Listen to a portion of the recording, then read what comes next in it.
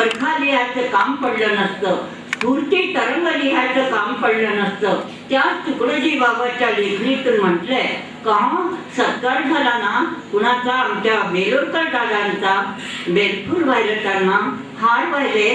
तुकडोजी बाबा, अहो तुमच्या कृपेचं हे फळ आहे ना, हो मग अमृत फळ तुमच्या कृपेचं आहे.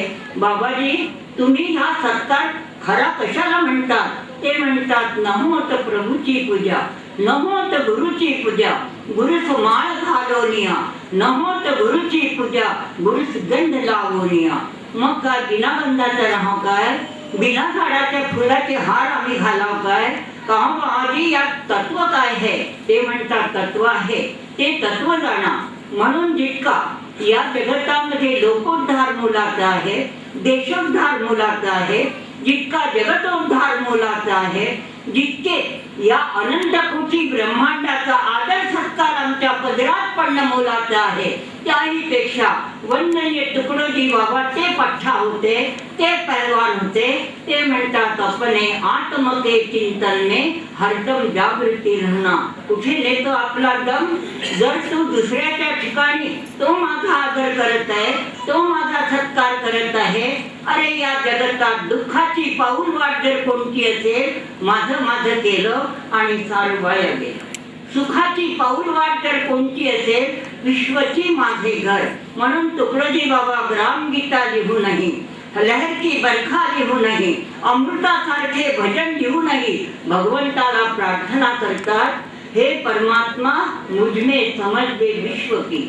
जोपर्यंत हे संपूर्ण जग माझं घर नव्हे, माझं शरीर, या संपूर्ण जगताच्या घराचा मी एक या जगतात कण आहे, रजक कण आहे, नमुना आहे, हे मला जोपर्यंत कळत नाही तोपर्यंत देवा मी अज्ञानी आहे, मी मूर्ख आहे, मी पागल आहे. मी कितीही शहाणा असो, मी सारी शाळा जरी वाटून खाऊन घेतली, मास्टर जरी पिऊन टाकले, सर्व या जगतातले पुस्तकं वाटून जरी घोटून टाकले, तरी तुकडोजी बाबा म्हणतात या जगतामध्ये जोपर्यंत आत्मभो आणि प्राणातू लयच नाही, जोपर्यंत देव पहाया गेला ओ देवाची होणे ठेला, जोपर्यंत तू देवरूपी झालेला नाही तोपर्यंत तेव्हा तुला सैतानाची चिंचल असतील. दादाचा ज्यांचं नाव रामकृष्ण, बरखेड सारख्या सुंदर गावामध्ये ज्यांचं आयुष्य गेलेलं आहे, खालखेड नाही, परतखेड नाही, पावखेड नाही, बरखेड आहे. त्या बरखेडमध्ये केवढं मोठं भाग्य. आमचे वंदनीय तुकडोजी महाराज, त्यांची माता धन्य म्हणायची मी. आपलं माहेरच जास्त आवडत असतं, पण यावलीला सुद्धा टाकून मंजुळा आपल्या खांद्यावर आपला बच्चा घेऊन येते. कुठे येते? जाई नगे माहेरी तया पंढरपुरा. बरखेड तिचं माहेर आहे, ती आपल्या बच्चाला घेऊन येते. तोपर्यंत या जगात तुम्हाला मला कुणालाही समाधान नाही. कोण्याही जातीत असो, कोण्याही धर्मात असो, कोण्याही पंथात असो, आम्ही राजसिंहासनावर असो की पांडित्य मिरवणारे असो, आम्ही भिकारी असो की मेले मुर्दे असो, तुम्हा आम्हा सर्व लोकांचं या जगतामध्ये परिपूर्ण जीवन तेथे आहे की जेव्हा गुरुकृपेविण काही तरणोपाय तो नाही. कृपे वाचून अवकळा. मंजुळा खांद्यावर घेऊन बच्चाला येते आणि ती अडकुजी बाबाच्या पुढ्यामध्ये बरखेडला टाकून देते. मंजुळेला म्हणतो, काका कोण? माझा बच्चा आहे बाबाजी. इथं का टाकला? तुम्ही जोपर्यंत कृपा करीत नाही, मी फक्त त्याची दूध पाजणारी आई आहे, पण त्याच्या डोळ्यामध्ये सत्य ज्ञानाचं चर्चनीत अंजन जोपर्यंत आपण घालत नाही तोपर्यंत माझा माथेचा बच्चा असला नसला सारखाच आहे. बाबाजी, आई फक्त बच्चाला जन्माला घालू शकते आणि गुरु मावळी या जगतामध्ये त्याच्या बच्चाला या जगतात खरं दूध पाजू शकते. कोणतं दूध आहे गुरु महाराजांनी पाजलेलं? गुरुर ब्रह्मा, गुरुर विष्णू, गुरुर देव महेश्वर, गुरु साक्षात परब्रह्म तस्मै गुरवे नमः. आम्हाला आपला जन्म जोपर्यंत कळत नाही, आम्हाला आमचं जीवन कळत नाही. पुढे म्हणतात जगतो हाव ना, नाही कळत. कळलं असतं तर तुकडोजी बाबाला भजन करायची जरूर नसती. जीवन काय आहे बाबाजी? मजा मारा, कसंही वागा. राम तेव्हा अशा रीतीची ही आयुष्याची लढाई परिपूर्ण होण्याकरिता मार्ग कोणता? मंजुळा म्हणते, गुरुजी तुम्ही याच्या डोळ्यामध्ये चळचळीत अंजन घाला. आडकुजी बाबांनी ते अंजन घातलेलं आहे. त्यांच्या आडकुजी बाबाच्या समोर त्या भोक्याच्या इथे जेव्हा अन्न ताटे येतात, आडकुजी बाबा जेवतील तेव्हा जेवतील. भुके को अन्नदान म्हणजे काय हो? माणसाला जेवू घाला आणि जात जनावराला ठोकून काढा. कहो काय हा भजनात तुकडोजी बाबा काय म्हणतात? अरे गाईला वाचवा. जोपर्यंत कत्तलखान्यात तुमच्या देशातल्या गायी जात आहे तोपर्यंत तुकडोजी बाबा तुम्हाला तुमचे जे काही पाईक आहेत त्यांना, गुरुदेवाच्या सभासदांना कुठे बसायला वेळ तरी आहे का हो? या जगतामध्ये जोपर्यंत उपकाराची पचे मातीत जात आहे, बच्चिया परराष्ट्रामध्ये भंगिनी होत आहे, लुटल्या जात आहे, पिटल्या जात आहे, आमच्या देशातले माणसं म्हणणारे, भजन करणारे, ग्रंथगीता वाचणारे, भागवत महाभारत वाचणारे लोक जेव्हा हुंडा घेतात, बायांना उभं जाळतात, वृत्तपत्राचे कालम भरल्या जातात, तेव्हा आम्ही या जगतामध्ये कोण आहोत? तुकडोजी बाबा तुमचे आम्ही कोणी लागतो का? हो लागतो. तुकडे देशातला मातेचा बच्चा आहे केव्हा मिळो बहुमान मातांना, जसा देशात पुरुषाला. ज्या देशातल्या आईचा अपमान होत आहे त्या देशातल्या माणसाचा तोच अपमान करीत आहे. यासाठी म्हणून आम्हा लोकांचं कर्तव्य ठरतं की तुकडोजी बाबा आमच्या अंगात आले पाहिजे. मग आमच्या देशातली, आमच्या गावातली शराब जाईल, आमच्या तोंडातली बिडीचे हुटकाळ जातील, आमच्या भोवताल असणारे जे काही दुर्गुण दुराचार जातील, आमच्यातली शैतानकी माणुसकी जाईल. तोपर्यंत आम्ही सत्काराला पात्र नाही. सत्काराला पात्र तेव्हा आहोत की जेव्हा आमची कार म्हणजे गती, आमचे पाय, आमचे हात, आमचे डोळे कुठे जावे? डोळे तुम्ही घ्या रे सुख, पहा विठ्ठलाचे मुख. म्हणता तुम्ही नागपुरामध्ये आमच्या बेलोरकर दादांचा म्हणजे तुकडोजी बाबाच्या कार्याचा सत्कार केला. मी तेव्हा सत्कार झाला असा समजेल, तेव्हा अमृत महोत्सव झाला असा समजेल की जेव्हा नागपुरातले शराबाचे दुकान बंद होतील. तोपर्यंत मला वाटत नाही की सत्कार कुठे होत आहे म्हणून. बाबांनो थोडंसं तुम्हाला वाईट वाटेल.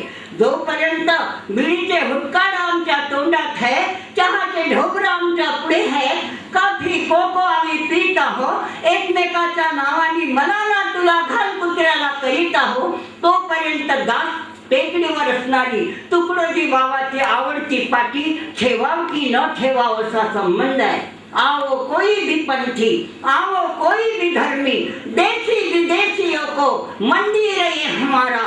आमच्या देशाचं मंदिर करू शकत नाही. आमच्या भोवतालचे सर्व लोक हे जोपर्यंत त्याचे पुजारी करू शकत नाही, आमच्या देशातल्या आया बहिणी जोपर्यंत अंबा काली भवानी न होताना मॅडम होतात, खिचड्या करून पोटायच्या गांडा दुधात, तोपर्यंत आमचा देश या जगतामध्ये तुकडोजी बाबाचा महोत्सव समजला पाहिजे. अमृत म्हणजे तो आहे की जेव्हा सत्कार करतो, एकच शब्द आपल्याला थोडक्यात सांगतो, सत्कार न समजला तर हा बेलफुलानी होतो. आमच्या बेलोरकर दादाच्या खांद्यावर काही एखादा शेला टाकून होतो, सत्कार होतो. त्यांना एक सुंदर धोतर किंवा पितांबर नेसवून होतो, त्यांना सुंदर भव्य टोपी त्यांच्या डोक्यामध्ये घालून होतो, सत्कार होतो. तुळशीची माळ टाकून सत्कार होतो. तुम्हा आम्हा लोकांनी त्यांच्या तोंडामध्ये गोड पेढा टाकून. पण तुकडोजी बाबा म्हणतात तोपर्यंत सत्कार पूर्ण केला जात नाही जोपर्यंत सत्कार या शब्दाचा अर्थ प्राण्या तुला कळत नाही. बाबाजी सत्कार म्हणजे काय न कळला तर आदरातिथ्य. आदरातिथ्य करण्याकरता सत्काराचा खरा अर्थ काय आहे? खरा अर्थ आहे सत आणि कार. सत्याकडे पत्याकडे नव्हे, तुझी कार म्हणजे गती जाऊ दे. अजूनही आमच्या बेलोरकर दादांना शरीर म्हणजे काही आयुष्य नव्हे, तुम्हा आम्हा लोकांचं आयुष्य किती आहे? जी भगवद्गीता तीच ग्रामगीता आहे. तुकडोजी बाबाला विचारावं, बाबाजी ही ग्रामगीता काय सांगते? ते म्हणते तुम्ही या जगात अजरामर हा.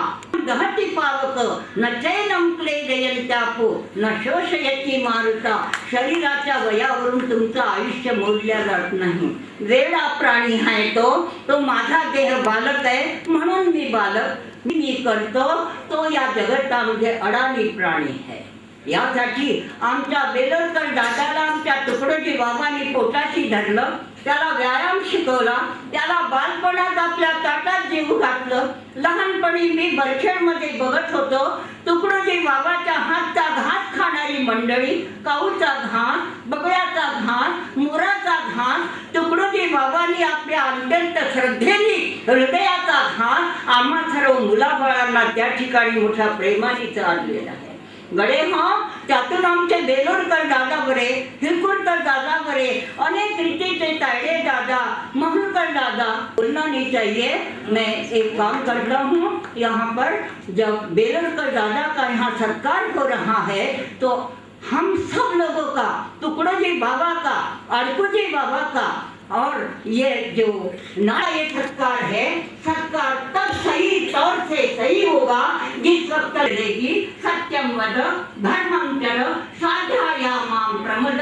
यह ताकत हम लोगों में निर्माण होने के लिए हम सब लोगों का काम है कि एक सत्कार बेल फूलों से होता, अगर के उससे पूरा होता था तो बोलने को आप लोग वक्ताओं को नहीं लगाते थे, तो सच्ची सत्कार होता है. दादाजी का गुरुदेवता के रूप में आज जो कार्य कर रहे हैं उनका यहाँ पर सत्कार मनाएंगे. सब अपने बैठे जगह पर शब्द पूजा करो. ताना माना धन से सदा सुखी हो भारत देश हमारा. सभी धर्म और पंथ पक्ष को दिल से रहे प्यारा. विजयी हो विजयी हो विजयी हो भारत देश हमारा. निर्भय हो यह देश की माता मंगल कीर्ति कराने. सत्यशील और निर्मल मन से वीरों को बजाने. सद्गुणी हो यह देश की जनता जीवन सुख सजवाने. रंग कराओ पंडित भिखारी सबको सुख दिलवाने. विजयी हो भारत देश हमारा. पृष्ठास्पृश्य हटे यह सारा देश कलंक मिटाने. सबके मन कर्तव्यशील हो धन उद्योग. तुलसीदास कहे स्फूर्ति हो सबको भक्ति कराने. विजयी हो विजयी हो विजयी हो भारत देश हमारा. तन मन धन से सदा सुखी हो भारत देश हमारा. आप सब गुरुदेव स्वरूप मंडली हो, मुझे क्षमा करो, मैंने आपका जो समय ले लिया है और इसी के लिए फिर से ऐसा मैंने समय नहीं लेना चाहिए. इसी के लिए ऐसे महत्व के कोई भी काम काज में मुझ जैसे पागल आदमी को कभी बुलाते मत जाओ. यही आप लोगों से मैं विनती करता हूँ. तुकडोजी बाबा का जय घोष करो और हमारे जो रामकृष्ण बेलोरकर दादा आप शतायुषी नहीं, परमात्मा का आयुष्य आपको प्राप्त हो और आपके हाथों से ऐसे पुण्य कर्म, आपके जो मित्र मंडली है उनके हाथों से ऐसे पुण्य कर्म, गुरुदेव सेवा मंडल का कार्य चांद सूरज रहे तलक ये जगत में अजरामर रहे. इसी के लिए जय घोष करता हूँ. मैं यहाँ पर अपने शब्द को विराम देता हूँ. राष्ट्र संत तुकडोजी महाराज की जय. बैराग मूर्ति गाड़गे महाराज की जय. सब साधु संतन की जय. भारत माता की जय. राम कृष्ण बेलोरकर दादा की जय. जनता जनार्दन की जय. गुरुदेव सेवा मंडल की जय.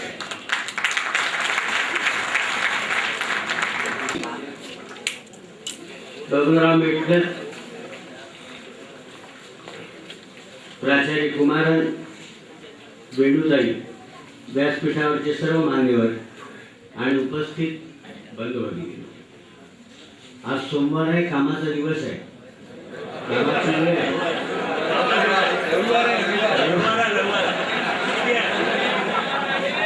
रविवार सुद्धा कामाचा दिवस मानतो मी, त्याच्यामुळे आपण एवढ्या मोठ्या संख्येने या ठिकाणी उपस्थित झालात त्याचं मी मनापासून कौतुक करतो. त्यांच्या उपदेशाच्या प्रकाशामध्ये जी ग्रामसेवा केली त्या ग्रामसेवेचा सत्कार आहे. त्यांचं नाव ग्रामगीताचार्य असं आपण ठेवलं आहे. ग्रामगीता असं मी मानतो की हा 20व्या शतकातला एक धर्मग्रंथ आहे. ज्ञानेश्वर गीतेबद्दल असं म्हणाले होते, गीता जाणा हे वाङ्मयी श्रीमूर्ती प्रभूची, तशी ग्रामगीता हे जाणावी वाङ्मयी श्रीमूर्ती राष्ट्रसंतांची. असं त्यांचं अवतार रहस्य सर्व त्या ग्रामगीतेमध्ये उतरलेलं आहे. त्या ग्रामगीतेचा अक्षराक्षर आणि त्या प्रत्येक अक्षरातलं जे रहस्य आहे ते रहस्य रामकृष्ण दादांनी आत्मसात केलेले आहे आणि त्यातच ते प्रसार करीत आलेले आहेत. मला परत असा उल्लेख केला गेला इथे की त्यांचं शिक्षण 4थी पर्यंत झालेलं आहे. हे महत्वाचं आहे. त्यांचं शिक्षण 4थी पर्यंत झालेलं आहे हे महत्वाचं आहे की अनेक 4थी वाल्यांना उपदेश करण्या इतकं त्यांचं ज्ञान मोठं आहे हे महत्वाचं आहे. आपण त्यांच्या अल्पशिक्षणाबद्दल सत्कार करतो, या क्षेत्रामध्ये त्यांनी प्रचंड आघाडी मारली त्याच्याबद्दल सत्कार करतो. मित्रांनो, शिक्षण महत्वाचं नाही आणि त्याच्यात अनुलवदे शिक्षण देतो ते अजिबातच महत्वाचं नाही. हे निवृत्त झाल्यानंतर आमच्या लक्षात येतं. त्यामुळे त्यांच्या आयुष्याचं सोनं झालं. मी असं सांगत आलो की प्रत्येक ग्राम, भारत हा ग्रामबहुल देश आहे. 7 कोटी खेडे आहेत या देशामध्ये. त्यामुळे या देशाचं सर्व सामर्थ्य हे खेड्यामध्ये आहे. फक्त खेड्यामध्ये सामर्थ्य आहे हे शहरातले लोक मानायला तयार नाही आणि खेड्यामध्ये सामर्थ्य आहे हे खेड्यातले लोक ओळखायला तयार नाही. परिणाम असा झाला की आमच्या दैनंदिन वैयक्तिक किंवा सार्वजनिक अडचणींसाठी हा देश 21व्या शतकाच्या उंबरठ्यावर स्वतःला हरवलेला असा देश बनलेला आहे. एवढा शिकलेला, एवढा पुढे गेलेला, परंतु स्वतःच्या बाबतीत परागंद झालेला दुसरा देश आपल्याला पृथ्वीच्या पाठीवर सापडणार नाही. हा आत्मविश्वास आम्ही का गमावला? हा आत्मविश्वास सामान्य माणसाला, खेड्यातल्या माणसाला उत्पन्न होण्यासाठी ग्रामगीतेचा होता. आपण ग्रामगीतेचा प्रचार करतो, ग्रामगीतेची पारायण करतो आणि आपला गमावलेला आत्मविश्वास पुन्हा संपादन करण्याचा विचार आपल्या मनात येते. का बरं आपण इतकं परावलंबन सहन करावं? आमचे प्रश्न आम्हाला सोडवता येईल. ग्रामगीता लिहिण्या अगोदरपासून रामकृष्ण दादा बेलूरकर आपल्या गावामध्ये ग्रामगीतेमध्ये जी स्वप्न रेखाटलेले ती सगळी स्वप्न प्रत्येक बेलूरकर दादा हे राष्ट्रसंत विद्यापीठाचे पहिले पदवीधर आहेत. ग्रामगीतेत जे सांगितलेलं आहे त्याची अक्षरं ते सांगत नाही, त्यातले शब्द सांगत नाही. शब्दांच्या गर्भामध्ये जो अर्थ लपलेला असतो तो अर्थ त्या आचरणामध्ये उतरवून दाखवतात. हा जो सत्कार आहे तो ग्रामगीता त्याला पाठ आहे म्हणून नाही, ग्रामगीता तिने आयुष्यामध्ये उतरवून दाखवलेली आहे. महाराजांना काय सांगायचंय हे जर आपल्याला पाहायचं असेल तर पुस्तक बाजूला ठेवून रामकृष्ण दादांच्या जीवनाकडे जरी पाहिलं तरी आपल्याला कळेल. आणि मला असं वाटतं ही जिवंत ग्रामगीता अशा अनेक ग्रामगीता राष्ट्रसंतांच्या स्फुरणातून तुमच्या माझ्या देशाला लाभल्या आहेत. अशापैकी एका अत्यंत आदरणीय श्रद्धेय श्री नानासाहेब उर्फ राम शेवाळकरजी, मोहनरावजी सातपुते महाराष्ट्राचे वनमंत्री, सातपुते नाही पाचपुते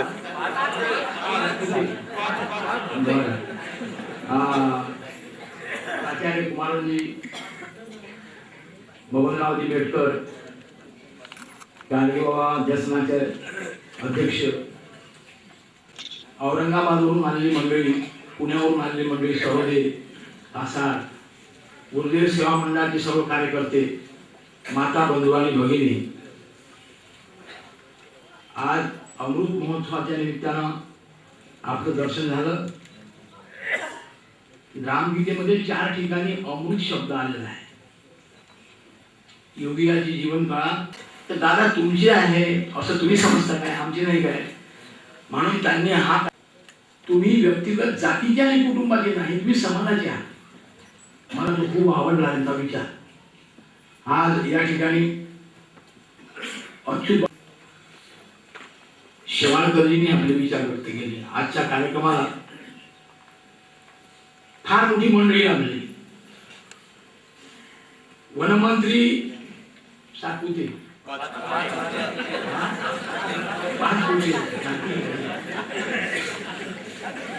ते वनमंत्री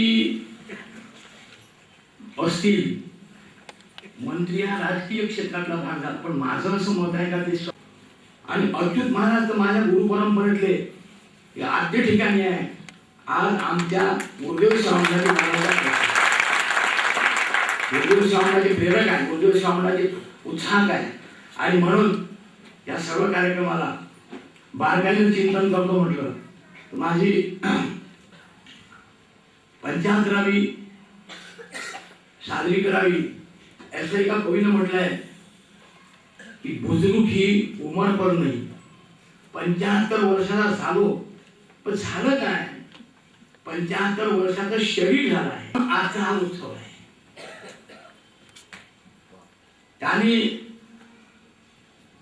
म्हणून त्या कवीनं म्हटलं बुजुर्ग की उमर पर नहीं ज्ञान पर है, अमीरी जड़ पर नहीं दिल पर है। म्हणून मोठेपणा श्रीमंती ही मनाच्या मोठेपणावर अवलंबून आहे, फक्त श्रीमंतीवर अवलंबून नाही। आणि वयस्करपणा सुद्धा हा विचार मुरल्या माणसाच्या ठिकाणी अवलंबून आहे। आता बारकाईचा तसा दुसरा आणखी जर विचार केला आजच्या सत्कार समारंभामध्ये वनमंत्री आले। गिरीश भाऊ, मला काही खूप आनंद वाटला, वनमंत्र्याला आम्ही आमंत्रित केलं तर दुसरे मंत्री नाही आले।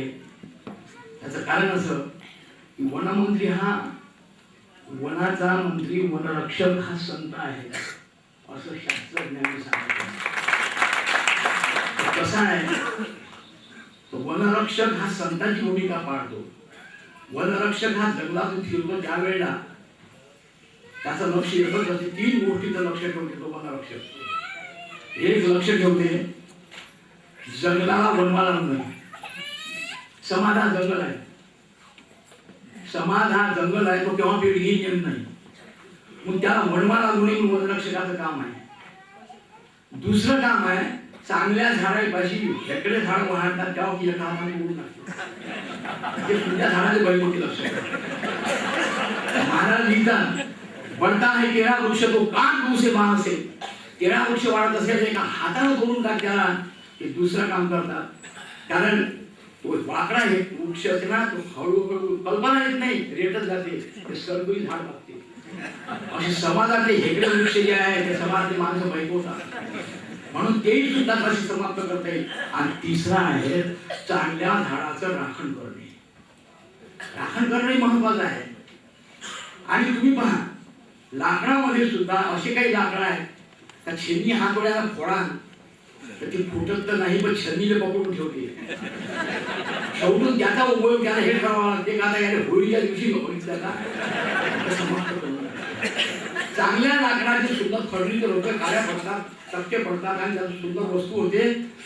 मित्रहो, माणसानं आपल्या जीवनामध्ये सरळपणा जर जगलं तर त्याच्या सुंदर वस्तूंना घराला शोभा आणि जगाला शोभा मिळू शकते।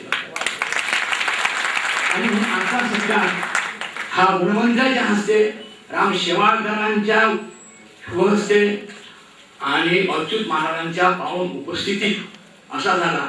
आमचे अत्रे महाराज या कार्यक्रमाला राहिले। ही सगळी गुरुदेव सेवा मंडळाची मंडळी बारकाईनं पाहिलं तर ही संत वृत्तीची मंडळी आहे, सर्वची सर्व। आणि म्हणून दुसरा आणखी हे सांगतो तुम्हाला, ऐकण्याला स्मरण करून देतो, राम शेवाळकरांनी माझा सत्काराला उपस्थित राहावं, राम शेवाळकर आज उपस्थित राहिले नाही।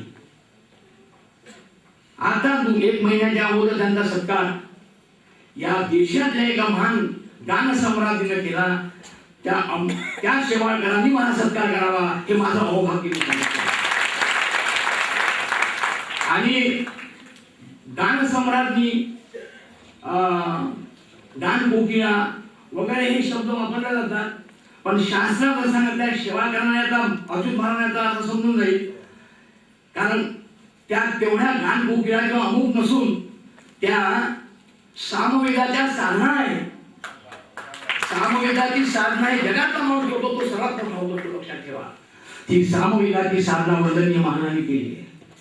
आणि म्हणून आज त्यांच्या हस्ते जो मला सत्कार झाला ते फार मोठी बाब आहे.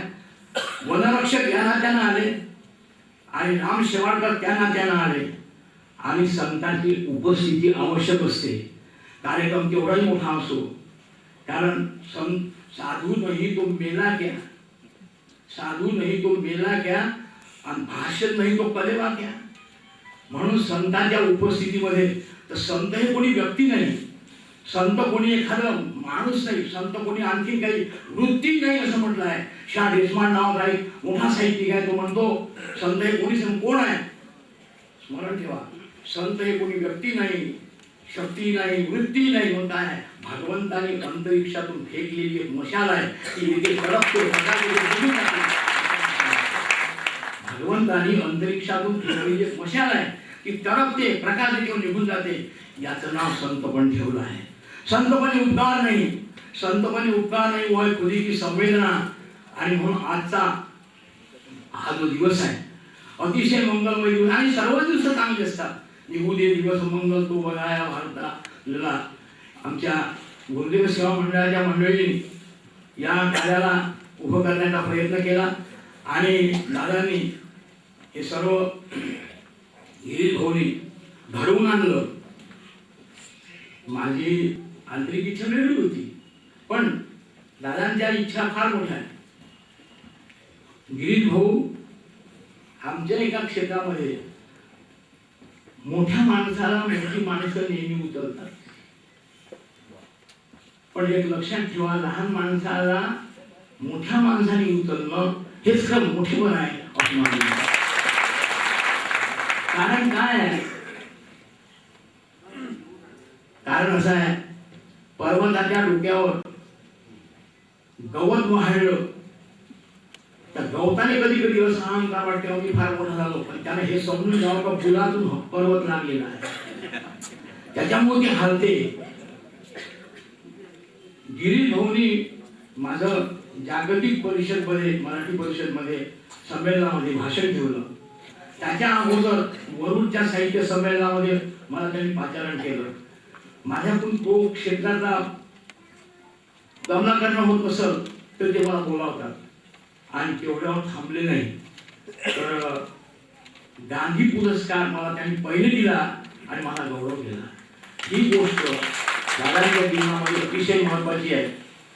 म्हणून गिरीश गांधी आमच्या जीवनातून वगळला जाऊ शकत नाही. एकोप्यानं आम्ही राहणार आणि जन्मभर राहणार असं मी मान्य करतो.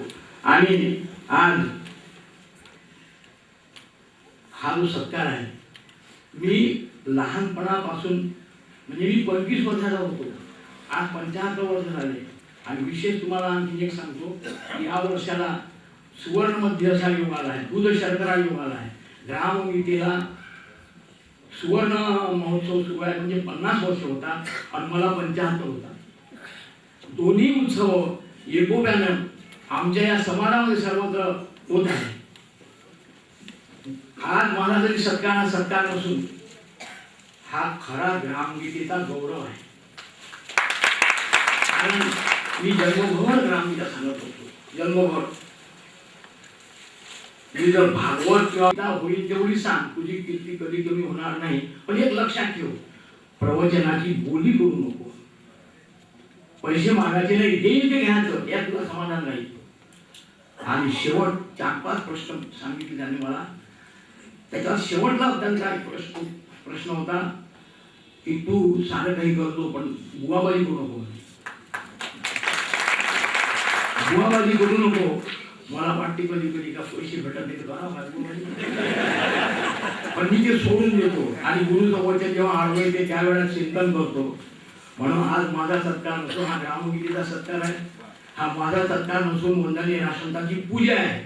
वंदनीय राष्ट्रसंतांची पूजा आज गुरुदेव सेवा मंडळाचं हे वैभव आहे. आणि आमच्यासारखी माणसं लहान लहान त्या महात्म्यांनी घडवली, हे केवढा मोठा तो महात्मा होता.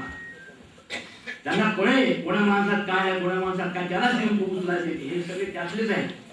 आमचे अत्रे महाराज अत्यंत साधा माणूस, काम पडल्याने शेतीत जातो, प्रवचनही करतो. ग्रामगीतली ओळी आहे, असा लाख बोलक्या होणं थोडं एकटी माझा कर्तव्यार, हे वचन भावनी सुंदर, गाव सुधरावे कार्याने, एक हात खोदावी जमीन, हे पूजनावनी पूजन, परिणाम शेकडो व्याख्यानामध्ये त्याचा. नाही तुम्ही म्हणता गावची पुढारी दात बसला सवय गिरीवरी, आपण रोणी वाघापुरी गाव माता उपवासी. हे सगळं चिंतन या माणसाच्या वाळूंगीला लोकांनी आतापर्यंत 1100 ते 1200 मुलं ग्रामगीतेची शिकवण तयार केली. म्हणून माझ्या कार्याची जे काही आपण नोंद घेतली आणि मी कामाला कसा लागलो या ग्रामगीतेच्या प्रचाराकरता सतत प्रचार करत आलो. आणि दादांनी सांगत होतं वास्तविकमध्ये खोटं नाही. मी मध्य प्रदेशात गेलो, उत्तर प्रदेशात गेलो, गुजरातमध्ये गेलो, विदर्भ आणि महाराष्ट्र प्रश्नच येत नाही. होईल तिकडे काही काही लोक मला म्हणायला लागले तुकडोजी सांगता ते काय आहे. म्हटलं मला ते दुसरं समजत नाही, मी फक्त ग्राम. मला एका दुसरा प्रश्न केला, तुम्ही गाव किती चांगले केले म्हणे. म्हटलं गाव मी चांगले नाही केले, पण गाव चांगले करणारी माणसं निर्माण केले एवढं माझ्या प्रवचनातून शेकडो लोक तयार झाले, शेकडो प्रचारक झाले. आज ते इतकी सुंदर ग्रामगीता सांगतात की मला शांत वाटते आणि आनंद वाटते का आता आपल्या खांद्यावरला बोझ त्यांनी घेतलेला आहे. वंदनीय महाराज गेले त्यावेळेला त्यांनी मला संकेत केला आणि तो संकेत टागोरांच्या कवितेत आहे. टागोरांनी आपल्या कवितेत लिहिला आहे, सूर्यास्त व्हायला लागला, सौंदर्य सूर्यासाठी असतात, सूर्यापेक्षा काही गुण जास्त असतात. कारण सूर्य हा दिवसभर प्रकाश देते, रात्री देत नाही. संत रात्री आणि दिवसा 24 घंटे प्रकाश देतात. अनेक गोष्टी सांगते तुम्हाला सूर्याच्या आणि पत्नीच्या बाबतीत. त्या सूर्याला सांगितलं मी गेल्यानंतर माझं काम कोण करेल, मी गेल्यानंतर माझं काम कोण करेल. त्याला कोण बोलणार आपण सूर्याच्या बरोबर आपण प्रकाश देणार म्हणून. थोडा वेळ थांबला आणि तिथे पणती आली आणि ती पणती त्या सूर्याला म्हणते तुझं काम मी करेन. त्यावेळेला सगळे हसायला लागले, कारण पणतीची काय ताकद आहे का सूर्याच्या बरोबर प्रकाश देखायला जावा म्हणून. म्हणजे तो सूर्य विचारतो कशी देशील प्रकाश तू. कालची संक्रांत झाली, आज पाडवा आहे. तीळ आणि गुळ वाटले जाते. तीळ म्हणजे स्नेह, स्नेह म्हणजे तीळ. स्नेहासारखं प्रेमानं वागावं आणि त्यात गुळ टाकावा, गोड खावं, गोड द्यावं, गोड बोलावं, गोड वागावं. वंदनीय महाराज त्याच्यात पेक्षा पुढची संक्रांत सांगतात ती जर आपण आज केली या देशातला रोग मिटवून जाईल. कोणती भानगडत राहते ते चुकून जाणार नाही, लक्षात ठेवा. आणि म्हणून बाळा त्या पणतीचं उदाहरण तो म्हणे मी तेलाने भिजवून घेईन आणि भिजवीन काय तो वाद भिजवीन. वाद कशाची, कापसाची. संत चरित्र कसे असतात, संत चरित्र कापसासारखे असतात. तुलसाने लिहिलं आहे साधू चरित्र शुद्ध कपासू निरस विसर गुणमय खंत असू. साधूचं चरित्र कापसासारखं असते. कापसामध्ये सर्दी आहे, ते लेच्यात टाकल्यानंतर सर्दी बाजूला निघते, रुई शिल्लक राहते. रुईचा स्वभाव असा आहे, कापसाचा गोळा तो माता कोणाची कपाळा, त्याचा चालूला दिवाळा अंतरा माझी. कापूस जर फेकून मारला कोणाला बेड येत नाही, लक्षात ठेवा. नंतर तो याच्यात टाकून धुरकला जाते. असा खरा संत जीवनात धुरकला जातो. धुन रेजे ओढून टाकतो. नंतर त्याचे वजन कसून पेरू तयार होतात. मग त्या सूताच्या चरख्यावर सूत निघते. सूत्रबद्धतेचं रूप तयार होते आणि ते सूत्रबद्धतेचं रूप मग ते आवे आणि उभे अक्षांश आणि रेखांशाच्या धाग्याप्रमाणे गुंफल्या जातात. दया धर्माची प्रेमाची पालन पोहून केल्या जातात आणि चिंतनाच्या मागामध्ये धरल्या जाते. कबीरासारखा विचारावरती विणायला बसतो आणि ठोके मारतो ओम सोम श्वास असेलपणी. त्यातून तो कपडा तयार होतो. तो कपडा तयार झाल्यानंतर त्याला मार्केटमध्ये येते. मार्केटमध्ये आल्यानंतर त्या कपड्याला घ्यायला एक कास्तकाराची बायको जाते, कास्तकार जाते. उघड्या किती दिवसाचे कपडा बांडी शिवून घ्या. दुकानात तो कपडा विकत घेतो, घरी आणतो, शिवून देतो. बायको म्हणते अहो शिवून घ्या, शिवीन 2 दिवसांत. नाही शिवून घ्या. तो पुन्हा कपडा घेऊन शिमट्याकडे येतो. शिमट्याला म्हणतो माझ्या अंगाची बांडी शिवून द्या, बांडी शिवून द्या, बनीन शिवून द्या. त्याला तो निर्णय त्याला पैसे लावतो आणि कळशी लावल्यानं तुकडे पाडतो, लक्षात ठेवा, तुकडे पाडून पुन्हा तुकड्याला जोडतो, उघड्या अंगाला जेव्हा झाकतो तेव्हा कापसाची पूर्णता होते. याचा नाव संत. उघड्या अंगाला झाकतो तेव्हा त्याची पूर्णता होते, याचा नाव संतपण आहे. आणि म्हणून साधू चरित्र बिन शुद्ध कापासू. त्या पंडित सांगा तुम्ही कापसात भिजून येईल, मवाळ आहे माझं अंतकरण, आणि मग भिजून येईल तेला मी स्नेह काय सूर्य म्हणतो ती राहावी राहावी राहावी म्हणते, सूर्या तुझ्यापेक्षा एक काम मी जास्त करीन. तू काय सांगतोय म्हणजे कोणचं? तू या सूर्यावरून तू दुसरा सूर्य निर्माण करू शकत नाही, मात्र माझ्या पण जीवन मी अनंत पंथ निर्माण करेन. तुमच्या आमच्या प्राचार्य कुमारांनी आमची माऊलीप्रमाणे सर्वांना सांभाळतात, पण मग सर्वात त्यांचा घडला पुढे छान व्यक्तिमत्व, अशी माणसं या ठिकाणी उपस्थित झाली. हा माझ्या कृपेचा प्रेमाचा वर्षाव केला, त्याबद्दल आपलं उरून कोण्या शब्दात व्हावं ते उरून होण्याकरता माझे 2 शब्द या ठिकाणी समाप्त करतो आणि पूजन करतो. सर्व बाहेरगावावरून आलेले जी मंडळी आहे त्यांना विनंती आहे की त्यांच्या भोजनाची व्यवस्था आश्रमात केलेली आहे, सर्वांनी भोजन करूनच जावं.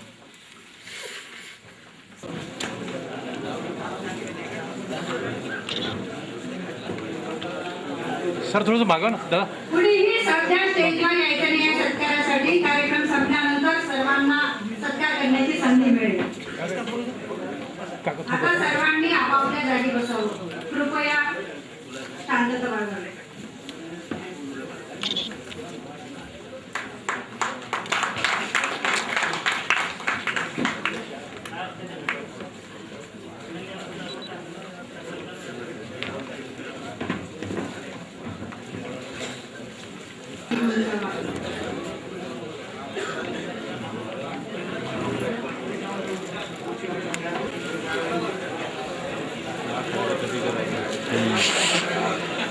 यानंतर श्रीमाननीय जोरडे सर आभार प्रदर्शन करतील अशी मी त्यांना विनंती करते. आभार प्रदर्शनानंतर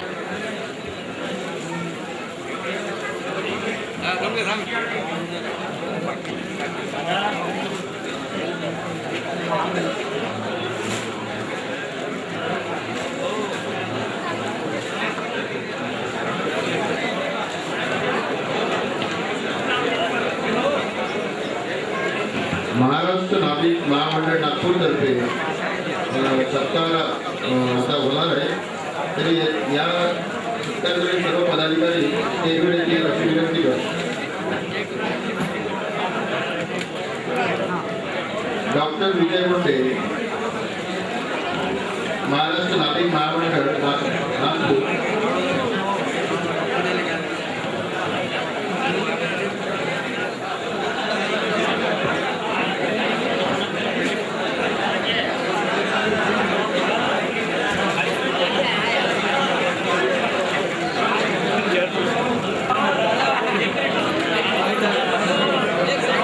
ग्रामपंचायत माहिती सत्तर